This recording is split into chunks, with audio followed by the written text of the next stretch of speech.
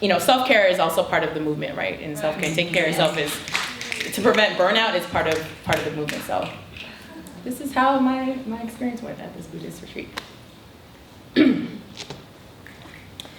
And when you got there and the Zen master told you it was time to meditate for half an hour, 3 times a day, of course you wanted to stay in bed.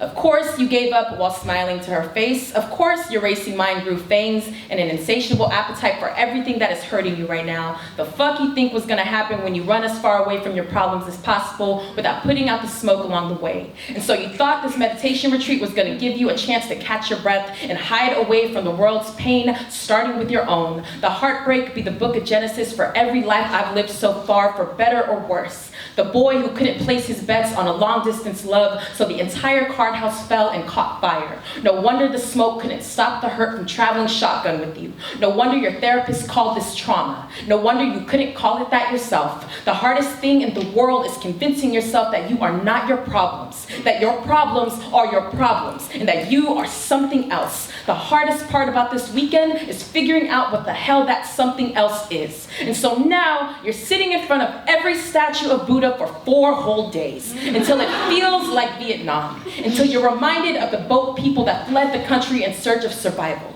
And now you remember all of the people in the world who fled by boat, including your own. The ocean is the only burial ground your people still continue to use to stay alive, and yet ocean is nowhere near you right now, so what are you gonna do, girl? How do you plan to survive being one with you and only you? No, you cannot bring his ghost with you. No, you cannot bring their pain with you. There is no room on your boat for anyone else, Terisa, but there's no water near anyway, so what are you gonna do? And just like that, you remember why God made the mountains.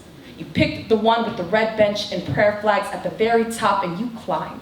Every fear of falling to your death shackled your ankles to the trail, and your faith to God, saying, if I go today, I know you got me. If I make it out alive, I know you had me. We all just want to feel like someone has us. When the wind tried to dance you off your feet, you shrunk your body to the ground and waited for the music to stop before continuing on. You felt it with your hands and you cursed the mountain for being baby powder soft. For something as strong as this mountain, it shouldn't feel this weak. And at this point, you're not sure who needed to hear that most, you or the damn mountain.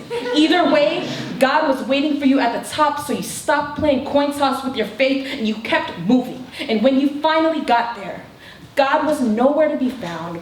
But hey, neither was the smoke, neither were your fears, neither were your problems. All that was there was you.